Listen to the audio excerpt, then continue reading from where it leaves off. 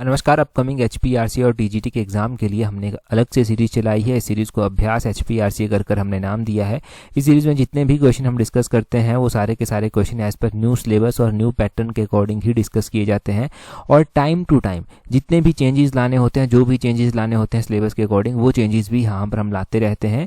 तो question number 1 से जो है अभी हम डिस्कशन को जो है वो स्टार्ट करेंगे। तो बोलते हैं which of the following acid is present in the stinging hair of nettle leaves. तो बोलते हैं कि ये जो बिछुआ होता है, नेटल की पत्तियां होती हैं, इनमें चुभने वाले जो बाल होते हैं, इनमें कौन सा एसिड यानी कि अम्ल जो है वो मौजूद रहता है।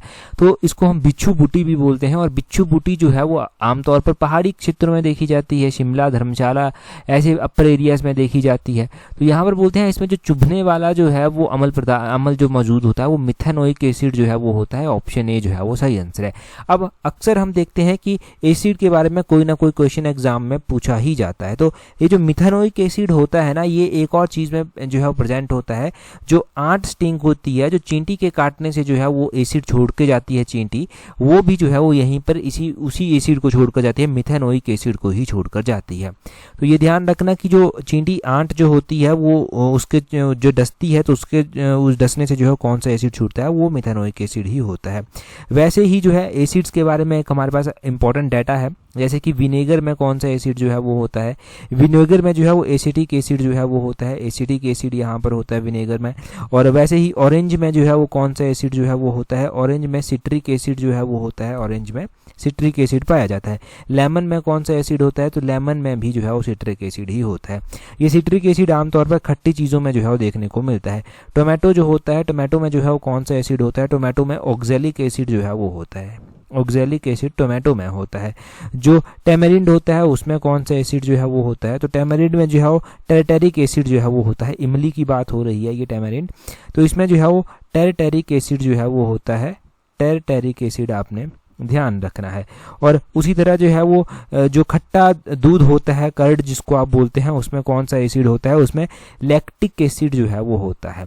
लैक्टिक एसिड उसमें होता है, ये आपने ध्यान रखना। तो ये हमने इंपॉर्टेंट एसिड्स जान लिए, सारे के सारे एसिड इंपॉर्टेंट है। अभी हम अगले क्वेश्चन की ओर जो है बढ़ेंगे। अगला क्वेश्चन भी काफी इंपॉर्टेंट है। बोलते हैं name the only metal that is antibacterial. तो बोलते हैं कि उस एकमात्र ऐसी धातु का नाम बताइए जो जीवाणुरोधी जो है वो होती है। तो मेटल्स के बारे में भी इंपॉर्टेंट क्वेश्चन पूछे जाते हैं। तो जीवाणुरोधी मेटल जो होती है, धातु जो होती है, वो कॉपर मेटल जो है वो होती है। ऑप्शन बी सही आंसर है। जब भी आप TGT जैसे एग्जाम के लिए तैयारी करते हैं या फिर आप किसी भी ऐसे एग्जाम के लिए तैयारी कर रहे हैं जहां पर बेसिक साइंस जो है वो पूछी जाती है, तो बेसिक साइंस में मेटल से रिलेटेड इंपॉर्टेंट डाटा जो है वो पूछा जाता है। तो उसी की एक लिस्ट यहां पर तैयार की गई है, जैसे कि विच metal is liquid at room temperature. तो मरकरी मेटल जो है वो लिक्विड होती है, उनके तरल होती है रूम टेम्परेचर पर भी। सबसे हल्की मेटल, लाइटेस्ट मेटल कौन सी होती है, वो लिथियम मेटल सबसे लाइटेस्ट है। Which metal is used to make aircraft bodies. तो जो एयरक्राफ्ट बॉडीज जो बनती हैं वो एल्यूमिनियम मेटल से जो है वो बनती हैं। और बोलते हैं which is most ductile. Ductile यानी कि लचीली, सबसे लचीली मेटल कौन सी है, वो डायमंड है, सॉरी वो गोल्ड है। गोल्ड जो है वो सबसे लचीली है। डायमंड सबसे हार्डेस्ट सब्सटेंस जो है वो आता है, ये आपने ध्यान रखना है। आगे बोलते हैं which metal is used in thermometer. तो थर्मोमीटर में भी मरकरी ही देखने को मिलता है। ये वही मरकरी है जो हम ऊपर पढ़ रहे थे कि मरकरी जो है वो रूम टेम्परेचर भी लिक्विड फॉर्म में जो है वो रहता है। आगे बोलते हैं which metal is used for galvanisation. जो लोहे में जंग लग जाता है तो गैल्वेनाइज करने के लिए जो है कौन सी मेटल यूज होती है, वो जिंक मेटल जो है वो यूज होती है। आगे बोलते हैं which metal is used in dental filling. तो डेंटल फिलिंग में जो है वो सिल्वर एमलगम जो है वो यूज होता है। वैसे यहाँ पर याद रखने वाली एक और बात भी है कि जो डेंटल कैविटी को फिल करते हैं ना, उसमें जो है वो कौन कौन सी मेटल्स होती हैं, तो उसमें एक मरकरी होती है, उसमें एक सिल्वर मेटल होती है और उसमें एक टिन होती है। ये 3 मेटल्स उसमें होती है। 3 मेटल्स का आपने ध्यान रखना है कि तीनों मेटल्स जो हैं वो वहां पर होती हैं। इसको डेंटल एमलगम भी जो है वो बोलते हैं। आगे देखिए, आगे क्या बोलते हैं which is the best conductor of electricity. तो best conductor of electricity silver जो है वो है। आगे बोलते हैं which metal is essential for blood donation. तो ब्लड डोनेशन के लिए जो है वो ब्लड फॉर्मेशन के लिए कौन सी मेटल रिस्पॉन्सिबल होती है, तो वो आयरन जो है वो होते। कहते हैं ना कि यार बॉडी में ना आयरन की कमी आ गई है, तो आयरन की कमी आ गई मतलब ब्लड ही नहीं बन रहा। आगे बोलते हैं which metal is is found in chlorophyll, तो क्लोरोफिल में मैग्नीशियम मेटल जो है वो देखने को मिलती है। आगे बोलते हैं which metal is stored in kerosene, तो केरोसिन में जो है सोडियम और पोटाशियम मेटल को जो है वो स्टोर किया जाता है। Which metal is used in making wires, तो वायर्स को बनाने के लिए कॉपर मेटल जो है वो यूज होती है। Which metal is mixed with tin to make bronze, तो ब्रॉन्ज को बनाने के लिए टिन के साथ कॉपर को मिक्स किया जाता है। Which metal is used in nuclear reactor, तो न्यूक्लियर रिएक्टर में यूरेनियम मेटल जो है वो यूज होती है। और आगे बोलते हैं which metal is used as a shield in nuclear reactor, तो न्यूक्लियर रिएक्टर की बात हो रही है, उसमें शील्ड के रूप में कौन सी मेटल इस्तेमाल होती है, वो लेड होती है। लेड आपने ध्यान रखना। तो ये इंपॉर्टेंट मेटल्स के बारे में हमने यहाँ से डाटा सारा का सारा क्लियर कर लिया। अगला क्वेश्चन देखिए, बोलते हैं when 73rd and 74th constitutional amendment were passed by the parliament of India for the existence of Panchayati Raj institution, तो ये जो 73rd और 74th कॉन्स्टिट्यूशनल अमेंडमेंट्स हैं ये कब पास की गई थी, हमारे जो पार्लियामेंट है उसके द्वारा। वैसे 73rd कॉन्स्टिट्यूशनल अमेंडमेंट जो है वो पंचायती राज के साथ जो है वो डील करती है, और ये जो 74th कॉन्स्टिट्यूशनल अमेंडमेंट जो होती है ये म्यूनिसिपल कॉर्पोरेशंस के साथ जो है वो डील करती है, एमसीज के साथ जो है ये डील करती है। परंतु यहाँ पर ऐसे क्वेश्चन पूछा जाता है, ऐसा हमने भी वैसे ही रखा है। तो बोलते हैं कि ये जो पार्लियामेंट के द्वारा पास किया गया था ये दिसंबर 1992 में जो है वो पास कर लिया गया था। ऑप्शन सी जो है वो सही आंसर हो जाएगा। अब हम पंचायती राज और एमसी के बारे में 73rd और 74th कॉन्स्टिट्यूशनल अमेंडमेंट जो है थोड़ा सा इनके बारे में जानते हैं, क्या क्या डाटा हमारे पास जो है वो रहने वाला है। देखिए 73rd कॉन्स्टिट्यूशनल अमेंडमेंट बहुत ही ज़्यादा इंपॉर्टेंट कॉन्स्टिट्यूशनल अमेंडमेंट है, और ये जो है वो जब पास की गई थी तो उस टाइम जो है भारत के प्रधानमंत्री नरसिम्हा राव जो था वो हुआ करते थे। नरसिम्हा राव उस टाइम प्राइम मिनिस्टर जो ऑफ इंडिया जो था वो हुआ करते थे। और अगर हम बात करें कि दिसंबर 1992 में जो है ये जो है पास की गई, और 73rd कॉन्स्टिट्यूशनल अमेंडमेंट जो है वो अप्रैल 1993 में जो है उसको प्रेसिडेंट की जो है वो मंजूरी मिलती है। 23 अप्रैल थी जब इसको मंजूरी मिली, 23 अप्रैल 1993 को, और 24 अप्रैल को जो है वो इसको ये अस्तित्व में आ जाती है। तो 24 अप्रैल को हम नेशनल पंचायती राज डे भी जो है वो मनाते हैं। तो ये 73rd कॉन्स्टिट्यूशनल अमेंडमेंट के बारे में हो गया। अगर 74th कॉन्स्टिट्यूशनल अमेंडमेंट के बारे में आप जानते हैं तो ये म्यूनिसिपल कॉर्पोरेशन के साथ जो है वो डील करती है, और इसमें म्यूनिसिपल कॉर्पोरेशन से रिलेटेड चीज़ें जो है वो हैं। अब हम बात करते हैं कि कौन सा पार्ट यहाँ पर डील करता है इंडियन कॉन्स्टिट्यूशन का। तो 73rd कॉन्स्टिट्यूशनल अमेंडमेंट से जो है वो इंडियन कॉन्स्टिट्यूशन में पार्ट 9 जो है वो यहाँ पर आता है। पार्ट 1X इसको बोलते हैं, ये पंचायती राज का है, और पार्ट 9 जो ए है वो म्यूनिसिपलिटीज़ की बात जो है वो करता है। 1X ए इस तरह से ये म्यूनिसिपलिटीज़ की बात करता है। और शेड्यूल की अगर हम बात करते हैं तो इंडियन कॉन्स्टिट्यूशन का जो है वो 11th शेड्यूल और 12th शेड्यूल। 11th शेड्यूल जो है वो 73rd कॉन्स्टिट्यूशनल अमेंडमेंट से ऐड किया गया था, और 12th शेड्यूल जो है वो 74th कॉन्स्टिट्यूशनल से ऐड जो था वो किया गया था। तो यहाँ पर ये सब चीज़ें ध्यान रखना। पंचायती राज डे 24 अप्रैल को हो गया, जो दिसंबर 1992 था ये ध्यान रखना। अप्रैल 1993 पार्ट हो गया, शेड्यूल हो गया, ये सब चीज़ें यहाँ से क्लियर आपकी होनी चाहिए। अगले क्वेश्चन में बोलते हैं महावीर स्वामी, जिनको जिन्ना भी बोलते हैं, Jinnah what does became known Jinnah means. तो बोलते हैं महावीर स्वामी को जिन के नाम से भी जो है वो जाना जाता है, और जिन का अर्थ क्या होता है। देखिए अगर हम बात करते हैं महावीर स्वामी के बारे में तो उनके बारे में भी क्वेश्चन एग्जाम में पूछे ही गए हैं। महावीर स्वामी को जिन भी बोलते हैं, और जिन का मतलब होता है विजेता। विजेता मतलब द कॉन्क्वेरर। ऑप्शन ए जो है वो इसका सही आंसर जो है वो हो जाएगा। हम महावीर स्वामी के बारे में जो है वो जानते हैं। जैन धर्म का जो वास्तविक संस्थापक है वो महावीर स्वामी को जो ही जो है वो माना जाता है, और इनका जो है वो असल में नाम वर्धमान जो था वो हुआ करता था। इन्होंने 30 वर्ष की आयु में जो है वो इन्होंने गृह त्याग दिया था, और इन्होंने कठोर तपस्या की। कठोर तपस्या करने के बाद जो है वो जिम्भिक ग्राम में ऋजुपालिका नदी के किनारे एक वृक्ष के नीचे बैठे थे, जहाँ पर इनको कैवल्य की प्राप्ति जो था वो हुई थी। कैवल्य की प्राप्ति होने के बाद जो है वो महावीर कैवलीन जो था वो कहलाए थे। और अगर इनके बारे में हम बात करते हैं तो इन्होंने जो है वो बहुत सारे उपदेश दिए, और इन्होंने जो उपदेश दिए थे वो इन्होंने लोक भाषा प्राकृत में जो था वो दिए थे। प्राकृतिक में इन्होंने उपदेश दिए थे। और त्रिरत्न का कॉन्सेप्ट भी एक जो है वो जैन धर्म में आता है। त्रिरत्न का मतलब क्या है? त्रिरत्न में जो है 3 रत्न जो है वो आते हैं। ये 3 रत्न कौन कौन से हैं? एक समयक दर्शन आता है, एक समयक ज्ञान आता है, और एक समयक आचरण जो है वो आता है। इंग्लिश में इसको राइट बिलीफ बोल देते हैं। राइट बिलीफ, राइट कंडक्ट एक होता है, और एक राइट नॉलेज जो है वो होता है। ठीक है जी, ये सब ये होते हैं इनके 3 रत्न जिनको जो है वो बोला जाता है। जैन धर्म भी बाद में चलकर दो भागों में बटा था, एक श्वेतांबर थे, एक दिगंबर थे। श्वेतांबर और दिगंबरों में बहुत सारे फर्क थे, परंतु मुख्य अगर हम बात करें तो श्वेतांबर जो है वो मानते थे कि मोक्ष प्राप्ति के लिए जो है ये मानते थे कि वस्त्र त्याग करना जो है वो आवश्यक नहीं है, और दिगंबर मानते थे कि मोक्ष के लिए जो है वो वस्त्र त्यागना जो है वो आवश्यक है, ये मानते थे। और ये मानते थे कि स्त्रियां निवारण की अधिकारी हैं। श्वेतांबर ये मानते थे कि स्त्रियों को निवारण प्राप्ति हो सकती है, परंतु दिगंबर मानते थे कि स्त्रियों को निवारण की प्राप्ति जो है वो नहीं हो सकती। तो इस तरह से इनका अलग अलग थ्योरी थी, अलग अलग फिलॉसफी जो था वो दोनों की ही थी, चाहे वो जैन धर्म में श्वेतांबर हो गया, चाहे वो दिगंबर हो गया इनके बीच में। और जैन धर्म में बहुत सारे तीर्थंकर हुए। तीर्थंकरों में हमें जो महावीर जिनकी हम बात कर रहे हैं, महावीर स्वामी, जिनको वास्तविक जो है वो संस्थापक माना जाता है जैन धर्म का, ये जो है वो 24वें नंबर के तीर्थंकर जो था वो थे। सबसे पहले नंबर के जो तीर्थंकर थे वो ऋषभदेव हुआ करते थे, इनको आदिनाथ भी जो था वो बोला जाता था। और 24वें नंबर के तीर्थंकर जो था वो महावीर स्वामी जो था वो हुआ करते थे। परंतु असल में जो हम जैन धर्म पढ़ते हैं, वास्तविक रूप से चीज़ें पढ़ते हैं, वो महावीर स्वामी से ही स्टार्ट करते हैं, तो इसीलिए इनको वास्तविक संस्थापक जो है वो बोला जाता है। और जैन धर्म का माना जाता है कि जैन धर्म जो है वो इस शब्द की उत्पत्ति जो था वो संस्कृत शब्द जिन से हुई थी, जिन शब्द से हुई थी, और जिन का मतलब होता है विजेता। अगला क्वेश्चन हम डिस्कस करें उससे पहले देखिए, अगर आप तैयारी कर रहे हैं अपकमिंग HPRC के TGT एग्जाम के लिए और आप सीरियसली तैयारी कर रहे हैं तो आप हमारी कॉम्प्रिहेंसिव टेस्ट सीरीज को ज्वाइन कर सकते हैं, जिसका लिंक नीचे डिस्क्रिप्शन बॉक्स कमेंट बॉक्स में जो है वो दिया गया है। देखिए, अगर सीरियसली तैयारी कर रहे हैं और चाहते हैं कि आपकी स्टडी को एक प्रॉपर शेप मिले, आप चाहते हैं कि आपको अपनी कमियों को सुधारने का मौका मिले, आप धीरे धीरे जो है वो मेरिट में एक अच्छा रैंक लाने में जो है वो आप इतने काबिल हो पाएँ कि मेरिट में एक अच्छा रैंक आए और सिलेक्शन फाइनल सिलेक्शन हो जाए, क्योंकि अल्टीमेट गोल तो फाइनल सिलेक्शन ही है। तो आप हमारी इस कॉम्प्रिहेंसिव टेस्ट सीरीज को ज्वाइन करके जो है वो आगे बढ़ सकते हैं। यहाँ से डेफिनेटली आपके कॉन्सेप्ट क्लियर होने वाले हैं। स्लॉट 1 स्लॉट 2 तो फुल हो चुका है, स्लॉट 3 में अभी आप खुद को रजिस्टर कर सकते हैं यहाँ पर, ताकि आप एक अच्छा स्कोर कर पाएँ। और टेस्ट सीरीज को ज्वाइन करने के बाद उसको रिवाइज करना बहुत ज़्यादा ज़रूरी है, आप रिवाइज भी उसको साथ साथ में कर पाएँ।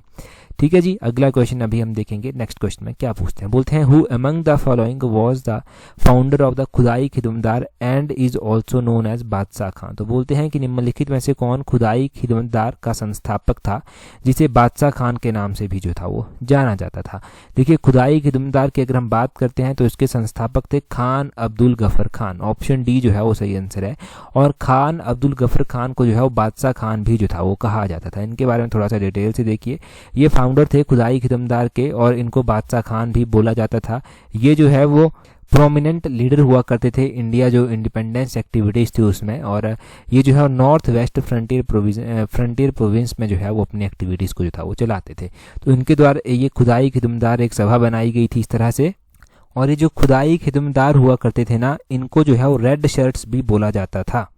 और कई बार एग्जाम में पूछा जाता है रेड शर्ट मूवमेंट के बारे में। ये रेड शर्ट मूवमेंट जो है वो किसके द्वारा चलाई गई थी, तो कंफ्यूज मत हो जाना, ये खुदाई खिदमतगार के साथ जुड़ी हुई है। और ये बादशाह खान, जिनको जो है वो खान अबुल गफर खान भी बोलते थे, इनके द्वारा ही जो था वो चलाई गई थी। और इनको चलाने के पीछे का जो रीज़न था वो ये था कि ब्रिटिशर्स को जो है वो इंडिया से बाहर फेंकना, इसका जो है वो मुख्य उद्देश्य जो था वो हुआ करता था। तो रेड शर्ट मूवमेंट भी यहाँ से नोट करना। आगे बोलते हैं कि urea plateau is situated in which of the following state of India. तो बोलते हैं कि उरिया प्लेट्यू जो है वो कौन से स्टेट में जो है वो स्थित है इंडिया के। तो देखिए, प्लेट्यू की यहाँ पर बात की जा रही है, पठार की बात जो है वो की जा रही है। और प्लेट्यू की जब भी बात की जा रही है तो उरिया प्लेट्यू सुनकर आपके नाम में उड़ीसा नाम जो है वो आया होगा, परंतु उड़ीसा ना ही ऑप्शन में है, ना ही ये उड़ीसा में जो है वो स्थित है। ये उरिया प्लेट्यू जो है वो राजस्थान में जो है वो स्थित है। ऑप्शन ए जो है वो सही आंसर इसका हो जाएगा। देखिए, ये जो उड़िया पठार है ये राजस्थान में जो है वो स्थित है, और ये पठार जो है वो राजस्थान के सिरोही जिले में जो है वो स्थित है। माउंट आबू के पास जो है ये स्थित है। और ये राज्य का यानी कि राजस्थान का जो है वो सबसे ऊंचा पठार भी जो है वो है। राजस्थान के बारे में एक और बात ध्यान रखनी है कि यहाँ पर गुरु शिखर पीक जो है वो चोटी आती है, और ये गुरु शिखर पीक जो है राजस्थान की सबसे ऊंची चोटी जो है वो है।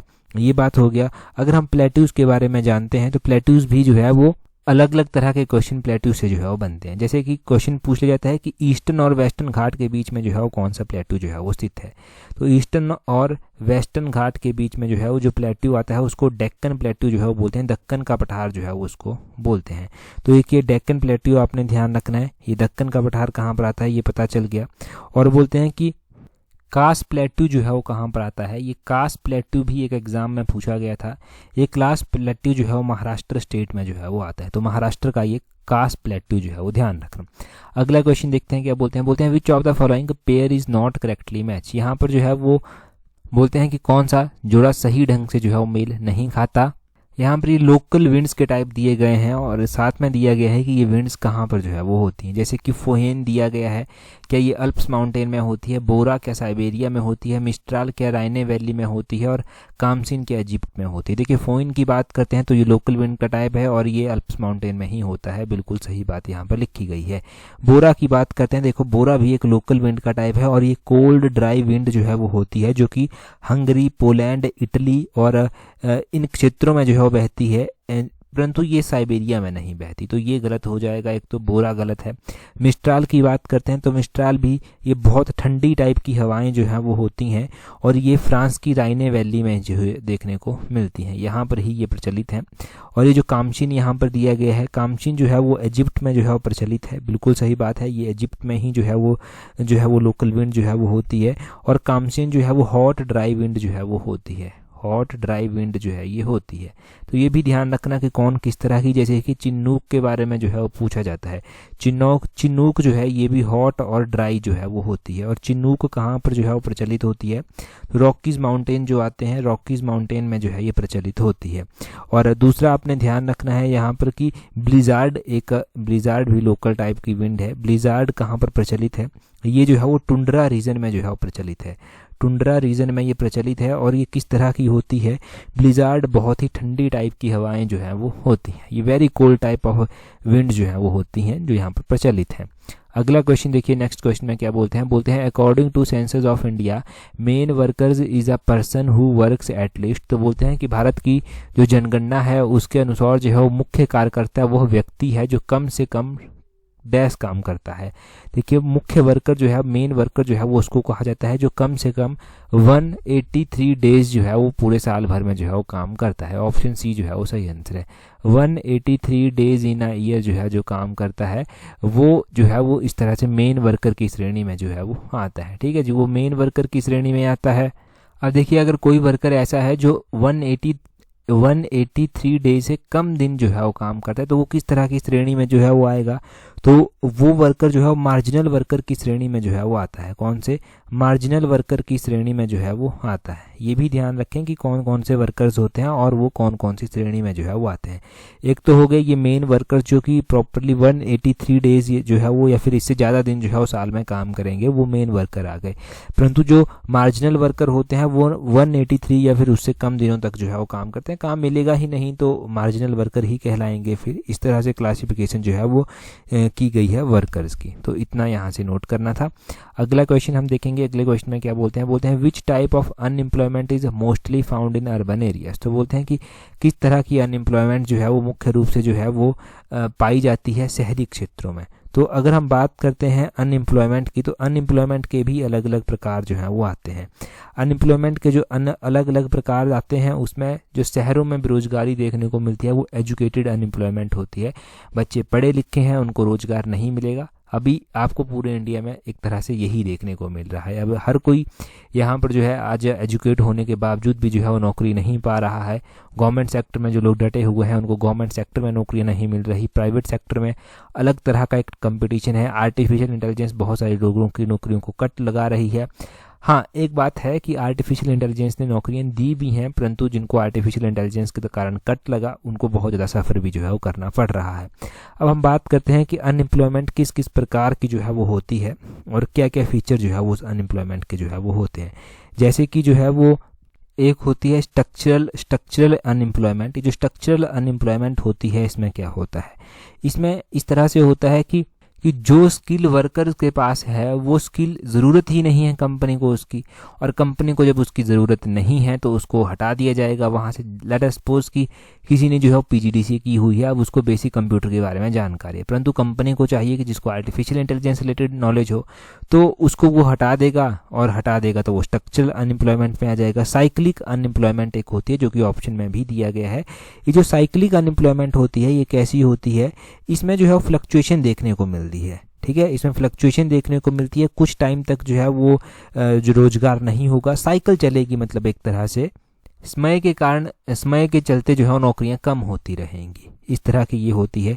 सीजनल अनएम्प्लॉयमेंट होती है। इसमें भी क्या होता है, इसमें देखो नाम से ही पता चल रहा है कि सीजन के अकॉर्डिंग जो है वो रोजगार होगा। एक एग्जांपल देता हूँ, लोकल से एग्जांपल, जैसे मान लो कि पहाड़ों में आजकल सेब का सीज़न चला हुआ है, तो आजकल तो लोगों को रोज़गार मिल जाएगा, परंतु जब सेब का सीज़न चला जाएगा तो वो बेरोज़गार हो जाएंगे, तो वो सीजनल अनएम्प्लॉयमेंट में जो है वो आ गया। फिर एक ये एजुकेटेड अनएम्प्लॉयमेंट होगी। एजुकेटेड अनएम्प्लॉयमेंट के बारे में तो आपने जान ही लिया कि किस तरह की ये होती है। आगे क्वेश्चन में देखिए क्या बोलते हैं, अगले क्वेश्चन में बोलते हैं name the first ever female prime minister in the world. तो बोलते हैं कि दुनिया की जो पहली महिला प्रधानमंत्री थी उनका नाम जो है वो बताइए। दुनिया की जो पहली महिला प्रधानमंत्री थी वो थी सिरिमावो भंडार नायके। ये जो सिरिमावो भंडार नायके थी, ये दुनिया की पहली महिला प्रधानमंत्री जो था वो हुआ करती थी। ये दुनिया की पहली महिला प्रधानमंत्री हुआ करती थी और 1960 में ये प्रधानमंत्री जो था वो बनी थी। 1960 में जो था वो ये प्रधानमंत्री बनी थी। फ्रीडम पार्टी एक हुआ करती थी श्रीलंका की, फ्रीडम पार्टी से जो था ये बनी थी। तो क्वेश्चन भी पूछ सकते हैं कि ये कौन सी कंट्री से जो था वो प्रधानमंत्री बनी थी। तो ये जो था वो श्रीलंका कंट्री से प्रधानमंत्री बनी थी। कौन से ईयर में बनी थी? 1960 में जो था ये प्रधानमंत्री जो था वो बनी थी। प्रधानमंत्री के साथ साथ इनके पास रक्षा मंत्रालय उस टाइम हुआ करता था, विदेश मंत्रालय उस टाइम इनके पास जो था वो हुआ करता था। परंतु आज आप देखते हैं कि श्रीलंका की हालत जो है वो बहुत ही नाजुक है, बहुत ही कमज़ोर हालत जो है वो श्रीलंका की है।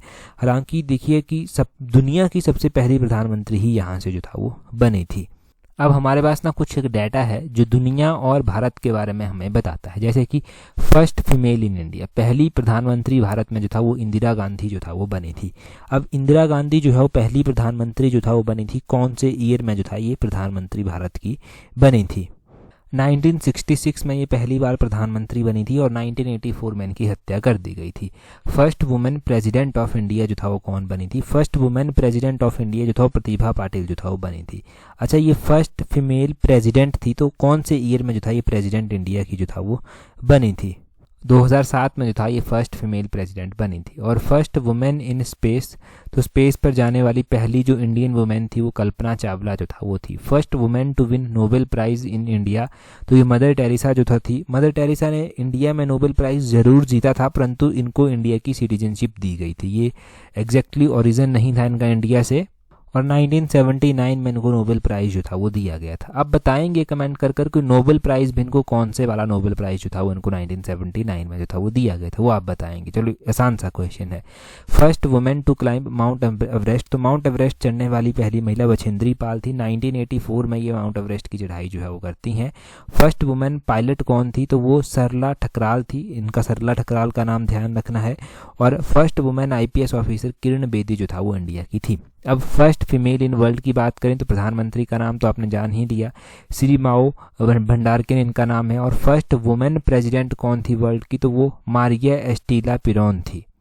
ये जो था वो अर्जेंटीना की जो था वो प्रेसिडेंट जो था वो बनी थी। 1974 के अराउंड जो था ये प्रेसिडेंट वर्ल्ड की बनी थी। फर्स्ट वुमेन इन स्पेस पूरे वर्ल्ड में बात करेंगे तो वो वेलेंटिना टेरेस्कोवा है। और first women to win Nobel prize ये पूरे वर्ल्ड में मैरी क्यूरी जो था वो थी। और मैरी क्यूरी को जो था नोबेल प्राइज़ कौन सी श्रेणी में और कौन से ईयर में दिया गया था? इनको 1903 में दिया गया था और फिजिक्स में जो था वो इनको ये अवार्ड दिया गया था। First women to climb Mount Everest, तो पूरे वर्ल्ड में जुंको ताबई थी जो माउंट एवरेस्ट पर जो था वो चढ़ी थी। फर्स्ट वुमेन पायलट कौन थी? वो थी रेमोंडे डी लारोचे, इनका नाम ध्यान रखना है। तो इस तरह से हमने इंपॉर्टेंट नेम पूरे इंडिया के, पूरे वर्ल्ड के महिलाओं के जान लिए जो मोस्ट इंपॉर्टेंट है वो वाले। तो यहाँ पर अगला क्वेश्चन जो है वो देखिए, नेक्स्ट क्वेश्चन में क्या बोलते हैं। नेक्स्ट क्वेश्चन में यहाँ पर पूछा गया है, बोलते हैं which of the following river of south India is known as Ganga of south India. तो बोलते हैं निम्नलिखित में से कौन सी नदी को जो है वो दक्षिण भारत की गंगा भी जो है वो कहा जाता है। तो दक्षिण भारत की गंगा के रूप में जो है वो इनमें से कौन सी नदी जो है वो जानी जाती है। आपके पास ये 4 ऑप्शंस जो हैं वो दिए गए हैं। बताना है आपको कि इन चारों में से जो है वो दक्षिण भारत की गंगा जो है वो किसको जो है वो कहा जाता है। पिछला जो एडिशन था हमारा H8 कर उसमें जो है हमने ये क्वेश्चन डिटेल से डिस्कस किया था। अभी कमेंट कर बता दीजिए। टेलीग्राम पर ज्वाइन करने के लिए अपने टेलीग्राम से @allexam31 सर्च कर लेना। आज की इस वीडियो में इतना ही है। That's all for today. Thank you very much for watching and listening it very patiently.